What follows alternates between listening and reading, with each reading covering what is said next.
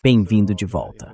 Hoje estamos acompanhados por Ryan Mullerson, um professor estoniano de Direito Internacional que assessora governos e organizações internacionais. Agora, acho que devo dar um pouco mais de contexto, porque é realmente fascinante.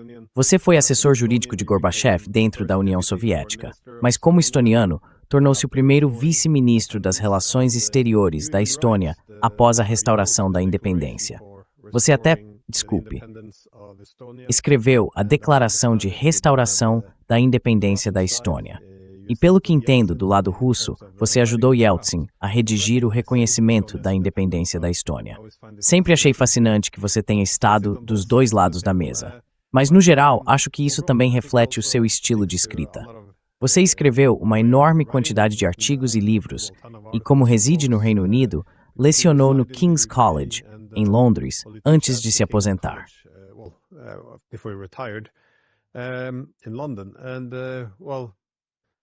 E bem, acho que é um contexto interessante, porque hoje em dia, todos nós parecemos obrigados a nos odiar.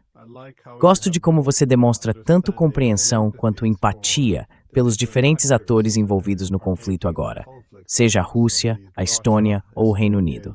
Acho que precisamos mais disso neste momento. Então, muito obrigado por voltar ao programa. De nada. Sempre feliz em estar com você, Glenn.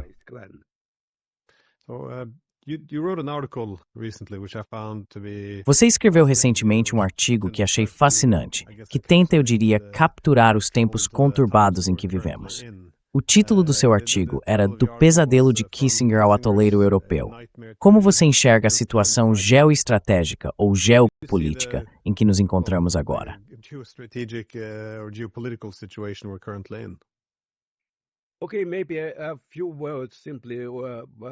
Certo, talvez algumas palavras sobre o meu artigo, já que foi isso que motivou nossa entrevista de hoje. Ele trata principalmente de como os Estados Unidos basicamente empurraram os países europeus, alguns de bom grado, outros nem tanto, para o conflito na Ucrânia. Primeiro, organizando a tentativa de golpe de Estado em 2014 na Praça Maidan, em Kiev, e depois armando e rearmando a Ucrânia e a Europa. Tudo isso foi contrário aos interesses da Europa, mas serviu aos interesses de várias administrações em Washington. Também foquei em como a guerra começou, primeiro como uma espécie de guerra civil, com envolvimento estrangeiro, como costuma acontecer, e depois, em fevereiro de 2022, transformou-se em um conflito armado internacional, não mais apenas entre a Ucrânia e a Rússia.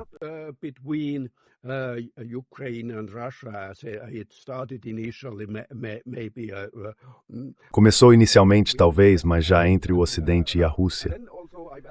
E então, talvez no final, possamos também falar sobre como o conflito pode terminar, porque previ 3 cenários básicos. Eles podem ser uma combinação de qualquer um deles, mas é assim que vejo a guerra atual na Ucrânia possivelmente terminando. Agora, sobre a sua pergunta, é interessante porque ainda acredito no que escrevi naquela época. O artigo foi escrito no final de janeiro deste ano e publicado quase imediatamente, porque era oportuno. Os pontos principais do meu artigo permaneceriam os mesmos se eu tivesse escrito hoje.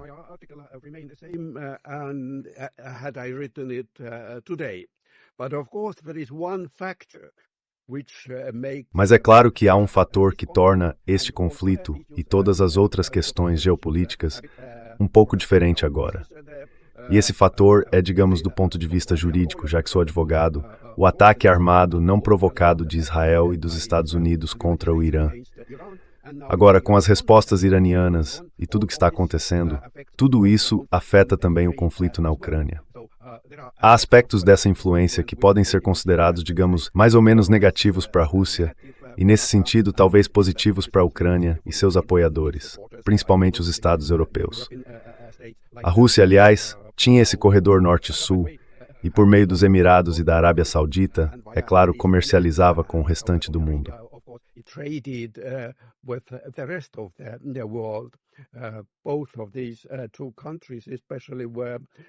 Ambos esses países, especialmente, eram parceiros comerciais da Rússia, e isso agora pode afetar negativamente a Rússia. Mas há outros aspectos, 3 deles, eu diria, que poderiam ser considerados favoráveis para a Rússia. Um deles é o aumento do preço do petróleo e do gás, que já está acontecendo. E como prevejo, assim como muitos outros, o conflito não será de curto prazo. Provavelmente durará não apenas semanas, mas meses. Alguns até dizem que até o fim do verão. Isso se deve ao fechamento do Estreito de Hormuz e à destruição de instalações de energia nos países do Golfo. Isso, é claro, significa que a Rússia ganha mais com seu petróleo e gás, mais dinheiro. O segundo fator, talvez ainda mais importante no curto e médio prazo, é que o Ocidente, basicamente os Estados Unidos e Israel, está esgotando seus interceptores de drones e mísseis, como os complexos THAAD e Patriot.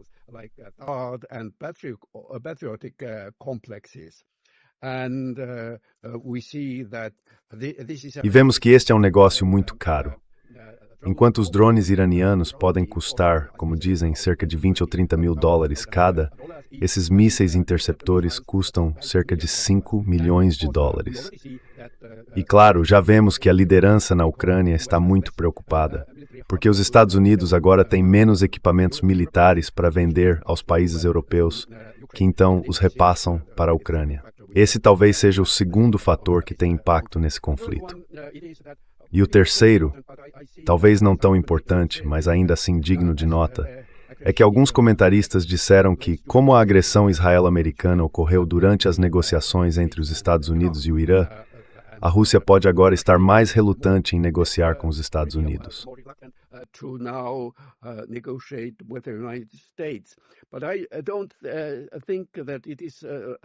Mas não acho que isso tenha um impacto tão grande, porque não acredito que a liderança da Rússia seja ingênua. A liderança russa já foi ingênua, particularmente Gorbachev, talvez, que realmente confiou demais no Ocidente, e depois o mais oportunista Yeltsin, que não se importava tanto, e até talvez Putin no início. Mas Putin e a liderança russa aprenderam suas lições nesse sentido, e não acho que sejam ingênuos ou confiantes agora.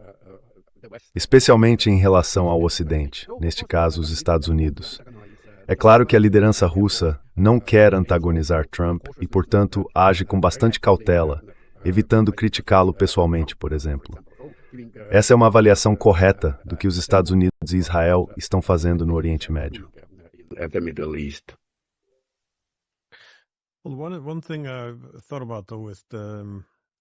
Uma coisa em que pensei sobre o Irã e a Rússia foi que uma lição importante para a Rússia, após seu longo envolvimento na Síria, foi que isso prejudicou suas relações com outros estados árabes em conflito com a Síria. No fim das contas, foi mais benéfico para a Rússia, já que ela não quer ser arrastada para alianças ou conflitos em que apoie um lado e acabe alienando o outro. Portanto, houve algumas vantagens em poder melhorar as relações com todos depois que sua presença na Síria chegou ao fim. Mas, novamente, a Rússia não pode se dar ao luxo de ver o Irã ser retirado do tabuleiro geopolítico da Eurásia.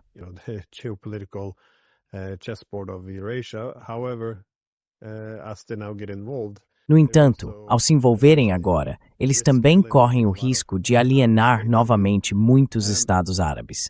Mas se deixarmos a questão iraniana de lado, bem, na verdade, nenhum de nós realmente a deixou de lado. Quando você se refere ao pesadelo de Kissinger, obviamente é uma referência à ameaça desses dois gigantes eurasianos, Rússia e China, se unindo. E, novamente, é disso que tratava o seu artigo. Mas você poderia, imagino, desenvolver isso agora, porque a consequência provavelmente seria o Irã também se aproximando disso. Então teríamos Rússia, China e Irã, essencialmente todos de costas uns para os outros, contra um adversário comum. Você vê um plano disso?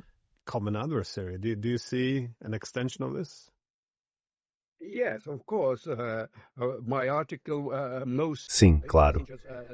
Meu artigo é principalmente sobre o pesadelo de Kissinger. Na época em que a União Soviética e os Estados Unidos lideravam suas respectivas alianças, os americanos, especialmente Kissinger, não queriam que a União Soviética e a China se aproximassem. Foi isso que levou à política de Kissinger e Nixon em relação à China. Em 1972, Nixon foi inesperadamente à China, e para muitos, esse movimento também foi um passo contra a União Soviética, com o objetivo de enfraquecê-la. Essa é uma política antiga, e a Rússia está praticando algo semelhante agora. A Rússia também está tentando criar divisões entre diferentes países europeus e várias forças na Europa. No meu artigo, mostrei como os Estados Unidos fizeram quase tudo para impedir que a Rússia e o Ocidente se aproximassem.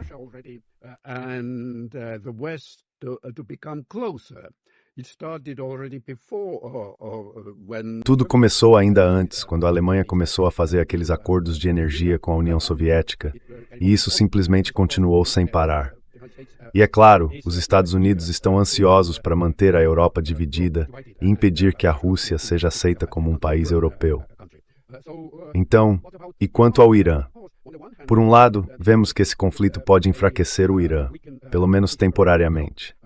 É claro que o Irã está sofrendo muito, mas não acho que o Ocidente, ou os Estados Unidos e Israel, vá vencer essa guerra contra o Irã. O Irã parece disposto a ir até o fim e lutar por sua sobrevivência, e nenhuma mudança de regime é previsível lá. O Irã vai lutar, digamos, até o último míssil. Se você se lembra, os americanos e o senador Graham costumavam dizer que estão apoiando a Ucrânia financeiramente e militarmente, e que a Ucrânia lutará até o último ucraniano contra a Rússia para enfraquecer a Rússia.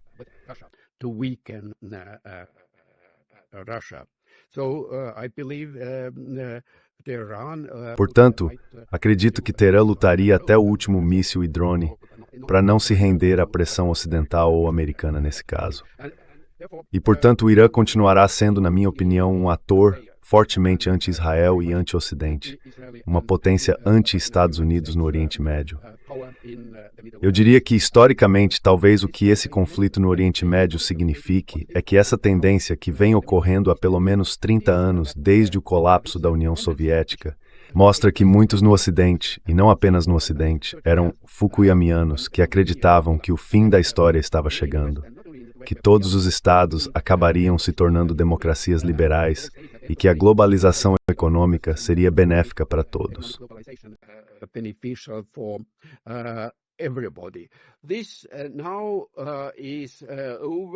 Essa visão de mundo chegou ao fim e, devido aos erros cometidos por praticamente todas as administrações americanas, começando especialmente com Clinton, George W. Bush, seu filho, Obama e assim por diante, esses erros de tentar acelerar a chegada do fim da história, espalhando a democracia no Oriente Médio, no Afeganistão e em outros lugares, enfraqueceram ainda mais o Ocidente. E agora, esse conflito no Oriente Médio, a guerra contra o Irã, é outro acelerador desse processo histórico, na minha opinião. Isso pode ser visto elementos da luta em curso entre o Ocidente e o resto do mundo.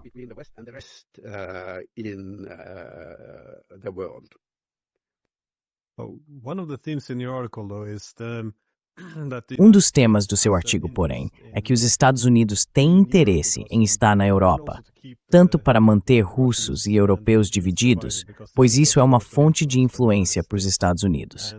E, novamente, esse foi um dos motivos para expandir a OTAN, manter essa dependência de segurança, essa relação que mantinha os Estados Unidos dentro e os russos fora.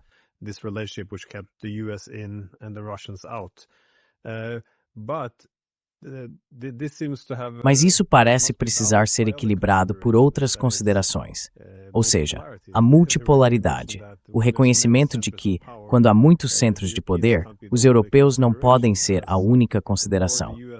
Quanto mais os Estados Unidos mantêm uma presença na Europa, menos conseguem se voltar para a Ásia ou para o hemisfério ocidental.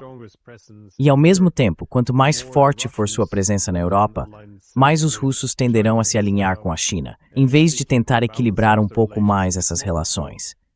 Então, como você vê os Estados Unidos lidando com esse problema? Porque, idealmente, eles querem que os europeus continuem fazendo o que lhes é dito, que sejam aliados próximos ou até vassalos, mas, ao mesmo tempo, não podem se dar ao luxo de permanecer tão focados na Europa por esses motivos. Como você vê os americanos equilibrando esse dilema?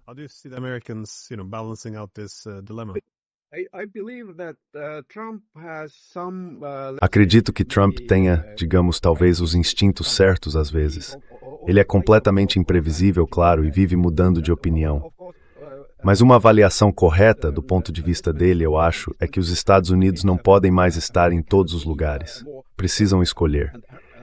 E, claro, a principal ameaça, não apenas para os próprios Estados Unidos, mas para a hegemonia americana no mundo, é a China. Primeiro economicamente e agora também militarmente. Então, não acho que isso seja definido apenas por Trump. Há diferentes forças atuando na América. Dá para ver que Rubio é uma, J.D. Vance é outra. Então, na minha opinião, há um jogo interessante acontecendo, inclusive em Washington. Mas Trump certamente queria menos presença na Europa e que a Europa fizesse mais o seu próprio trabalho, ainda mantendo a Rússia de fora, é claro, o que também serve aos interesses americanos.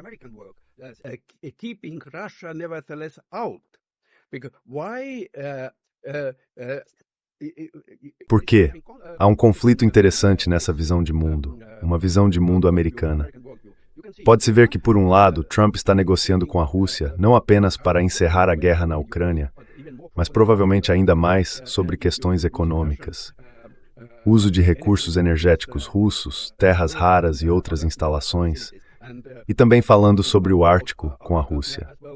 E, ao mesmo tempo, ele está incentivando os países europeus a se militarizarem, a aumentarem seus orçamentos de defesa, ou eu diria orçamentos militares, não de defesa. Todos os chamam de orçamentos de defesa, é claro. E, portanto, contra quem? Contra a Rússia, é claro, na Europa.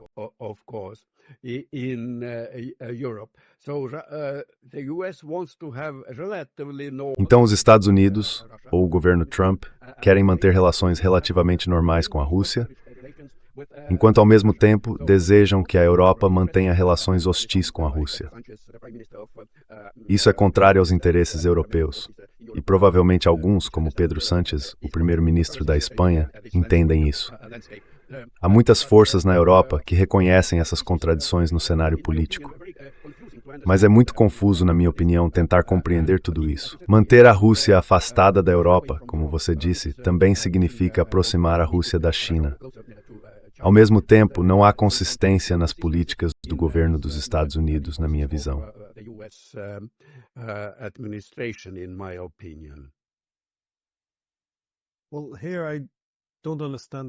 Bem, eu não entendo a posição europeia, porque parece que para os Estados Unidos não se trata simplesmente de o Trump ser um homem da paz ou algo assim. Ele não quer apenas encerrar o conflito com a Rússia por completo, porque sim, a Rússia não é o principal concorrente em pé de igualdade, mas é um polo de poder significativo.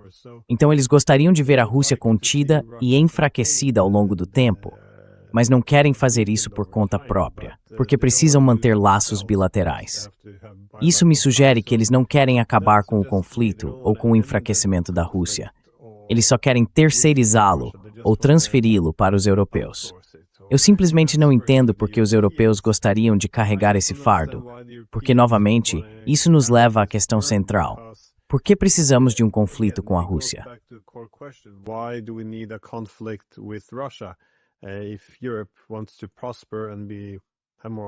Se a Europa quer prosperar e ter mais autonomia, não faz sentido ter um continente redividido com linhas de separação militarizadas.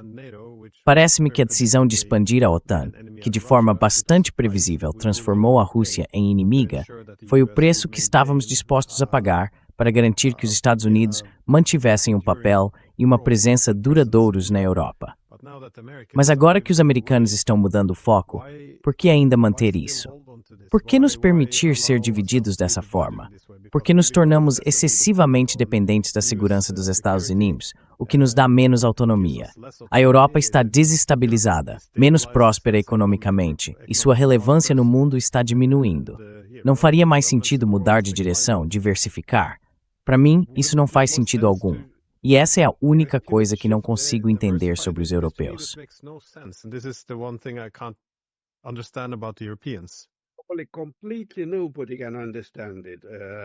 Bem, ninguém consegue realmente entendê-los. E nós dois somos europeus, então também estamos refletindo e sofrendo. Sabe, sou um cidadão estoniano morando em Londres e vejo como esses estados e sociedades estão sofrendo por causa do conflito na Ucrânia, por causa das sanções contra a Rússia e assim por diante. Mas a questão é por quê? Provavelmente todo mundo se pergunta isso. Na minha opinião, se compararmos o governo Trump ou suas políticas, Trump é um novato relativo. Ele pode dizer que a guerra na Ucrânia não é a guerra dele, não é a nossa guerra, é a guerra de Biden. Se ele tivesse sido eleito presidente em vez de Biden, a guerra não teria acontecido, como ele diz.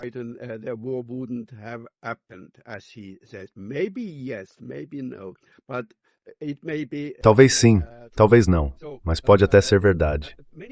Muitos políticos americanos poderiam dizer: essa não é a nossa guerra, vamos lavar as mãos, ou que tem outras prioridades em outras partes do mundo. Mas os líderes europeus atuais não podem dizer isso.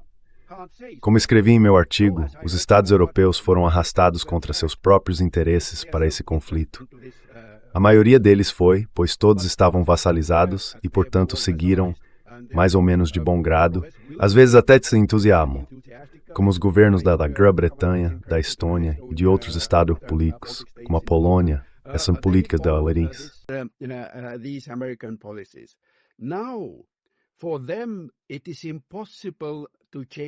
Para eles é impossível mudar de opinião sobre esse assunto. Seria suicídio político. Por exemplo, às vezes eu sinto pena do Zelensky. Sabe, talvez quando ele concorreu à presidência da Ucrânia, ele realmente quisesse a paz com a Rússia e resolver todo o conflito interno na Ucrânia.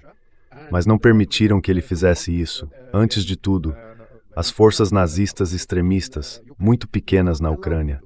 Sim, elas não são grandes, mas são muito ativas e muito barulhentas. E acredito que elas teriam acabado não apenas com a carreira política dele, mas com a própria vida física de Zelensky, se ele tivesse feito isso. E, claro, não permitiram que ele o fizesse. Zelensky was not allowed to do it, we know already, by the West. Já sabemos que no Ocidente, em 22, o que eles chamam de forma muito falante de invasão russa em grande escala. Na Rússia é chamado com a mesma loquacidade de operação militar especial. Certo, é um conflito armado, o uso da força militar e assim por diante. E então Boris Johnson voou para Kiev e a mensagem foi que se a Ucrânia concluísse um acordo com a Rússia, seria deixada sozinha e nenhuma ajuda viria do Ocidente. A Europa também pressionou a Ucrânia a lutar até o último ucraniano.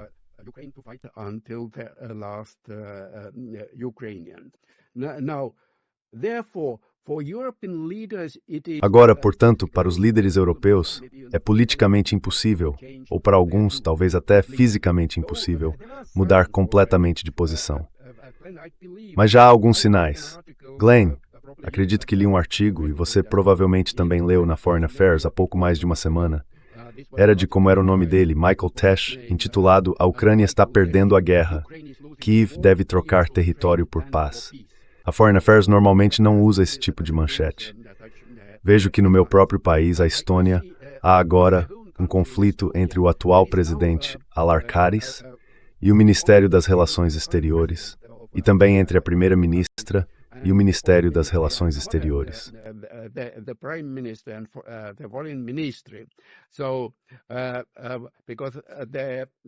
Então, como o presidente da Estônia estava no Cazaquistão e não disse nada crítico sobre a Rússia, o Ministério das Relações Exteriores reagiu. Eles chegaram a demitir o embaixador estoniano no Cazaquistão, que havia aconselhado o presidente a não gastar muito tempo criticando a Rússia ou a Ucrânia. A Rússia no Cazaquistão. Especialmente porque era o período em que os ucranianos bombardearam o oleoduto pelo qual o petróleo do Cazaquistão passava pela Rússia rumo ao Ocidente. E claro, criticar a Rússia naquele momento no Cazaquistão teria sido um erro. E agora o conflito é que o presidente que antes há um ano dizia que colocaria a Rússia de joelhos já está dizendo algo diferente.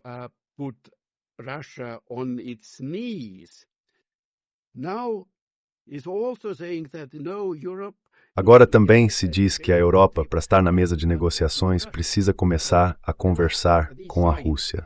Já há sinais disso em alguns países. Macron também diz isso, mas eu não confio nem um pouco no Macron.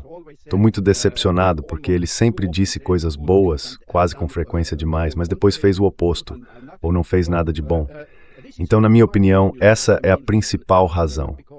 Os líderes europeus, a maioria deles, se mancharam tanto com essas políticas antirrussas que agora não conseguem mudar o discurso. Enquanto nos Estados Unidos, por causa da mudança de governo, eles são diferentes nesse aspecto.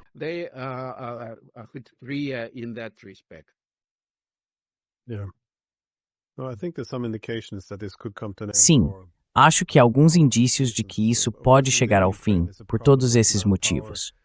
Claro, dentro da Ucrânia, há um problema de mão de obra, de equipamento militar e com o fato de que a maioria das boas linhas defensivas agora está atrás dos russos. Mas também há os problemas econômicos que eles estão enfrentando na Ucrânia. Eles não conseguem manter isso? Vai quebrar. Eles também têm mais divisões políticas agora, depois desses escândalos. Mas eu realmente acho que, como você disse, a falta de apoio estrangeiro também é importante nesse momento. Acho que os ataques que afetaram o Cazaquistão são outro indicativo. E como começamos a discutir sobre o Irã, não apenas os Estados Unidos estão menos dispostos agora a ajudar com armas, como também não têm capacidade para isso.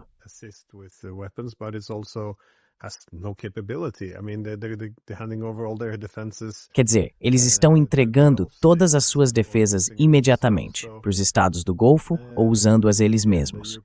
Então, sim, a diplomacia europeia, depois de 4 anos boicotando a diplomacia, é bastante significativo que agora estejam reconhecendo que não dá para exigir um assento à mesa e, ao mesmo tempo, se recusar a conversar com a Rússia. Isso não faz sentido algum. Eu só sinto que o desespero está tomando conta de Zelensky. O fato de ele ter ameaçado a vida de Viktor Orbán, da Hungria. Quer dizer, você provavelmente viu o vídeo. É bem impressionante que tenhamos chegado a esse ponto. Então parece que isso pode estar chegando ao fim. Eu simplesmente não vejo os europeus tendo vontade suficiente. Essa é a minha preocupação.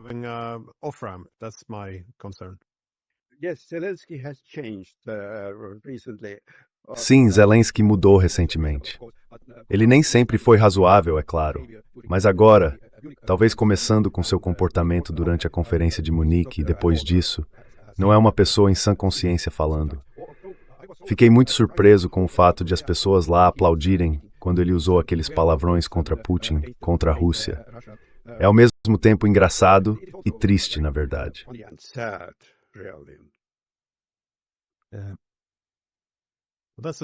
Isso é uma tragédia.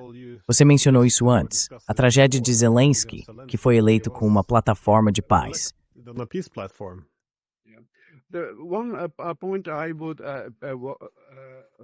Um ponto que eu destacaria é que mesmo durante o período soviético, e eu me lembro muito bem disso, pois cresci e trabalhei em Moscou, minhas primeiras viagens ao exterior foram principalmente para Washington e Nova York.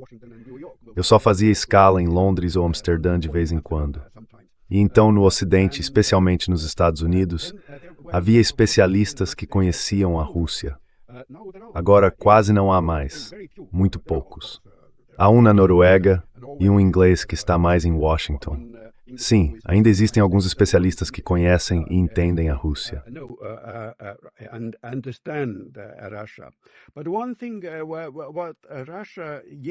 Mas uma coisa, o que Putin disse em um de seus discursos na Suíça, bem, eu não me lembro agora, não verifiquei recentemente em que contexto ou quando, mas ele disse algo como que a Rússia sempre teve sua política externa independente. Quase sempre teve. Claro, isso significa que nem sempre. E há vários períodos na história russa, pelo menos no início do século XVII, quando os poloneses tomaram Moscou e depois recuaram, durante o período revolucionário de 1917 e a Primeira Guerra Mundial, e depois, é claro, no final dos anos 1980 e início dos anos 90. Isso não é o que define a Rússia. E isso significa que sim, os estados reagem de forma diferente quando alguém tenta vassalizá-los.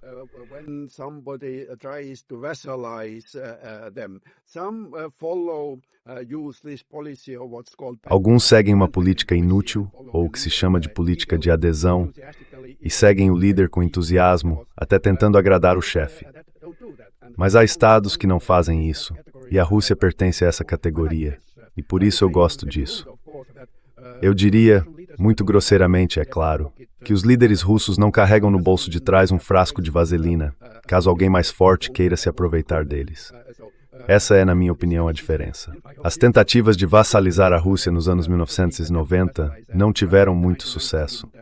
Portanto, há uma falta de compreensão sobre a Rússia, e aqueles que acreditam conhecê-la muitas vezes a odeiam. Existem alguns especialistas ocidentais que simplesmente odeiam a Rússia, e por isso estão muito em evidência agora em diferentes plataformas. Isso é muito triste, na minha opinião. my opinion.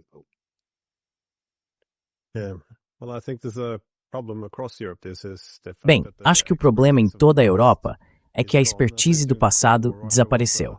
Pelo menos durante a Guerra Fria, a Rússia era mais focada. O descaso com a Rússia desde os anos 1990 foi menos significativo, eu diria. Muita expertise se perdeu. E também, provavelmente mais importante, os estadistas do passado, muitos deles já se foram. Foram substituídos por burocratas de qualidade muito baixa, eu diria. Tudo se perdeu. E o que ouço dos políticos em toda a Europa são apenas slogans morais. Mais ou menos, pelo menos neste país, o que vejo é que o único argumento é que a Rússia está simplesmente atrás de território, quer restaurar a União Soviética, e qualquer um que discorde é um putinista.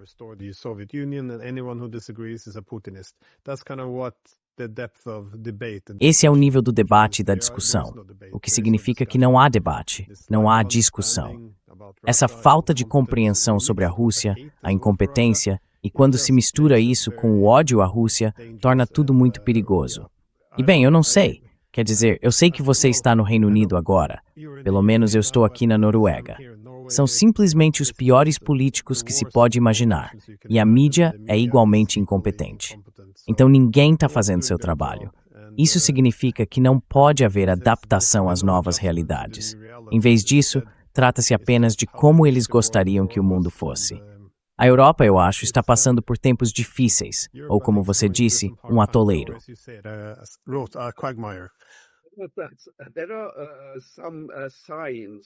Há alguns sinais, e acredito nessa tendência de que o Ocidente está realmente... Bem, o Ocidente não desaparece. Há muitas coisas boas, eu diria, vindas do iluminismo e assim por diante. Ninguém pode negar isso. Há alguns na Rússia que querem afastar completamente o Ocidente, ou a Europa.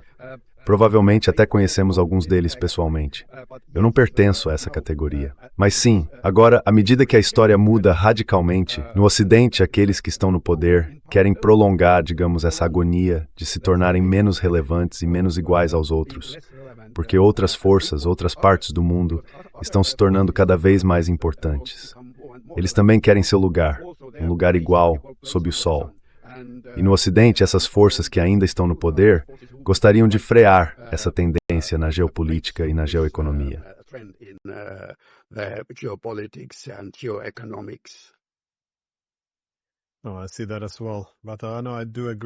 Eu também vejo isso. Mas concordo que há muito de bom na Europa, que deve ser preservado.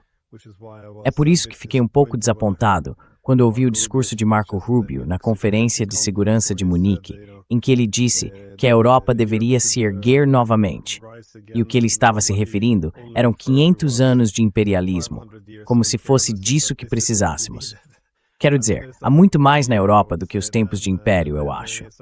E sabe, são essas as coisas que valem a pena preservar, não restaurar o antigo império. Mas enfim, alguma consideração final? Any final thoughts? Um pensamento final. Essa Europa de que realmente sentimos falta, aquela que tanto deu à humanidade. A Rússia pertence a essa Europa, pois imagine a música europeia sem Tchaikovsky, ou a literatura europeia sem Dostoiévski, Tolstói ou Pushkin. Todos eles eram europeus e falavam, ou pelo menos eram fluentes em francês. Portanto, a Rússia sempre fez parte da Europa, e espero que aos poucos esse meu desejo se torne realidade.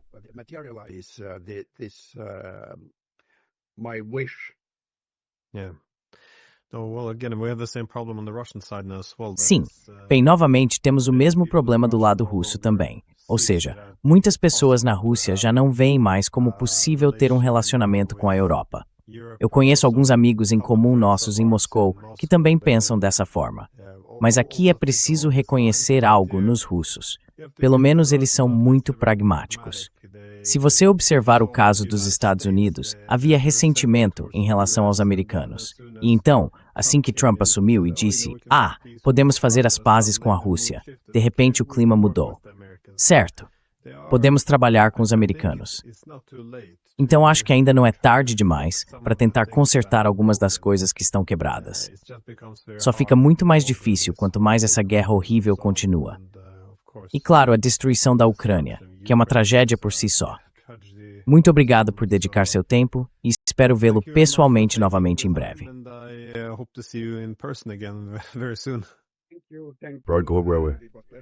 Fix that, I'm sempre com você, Glenn.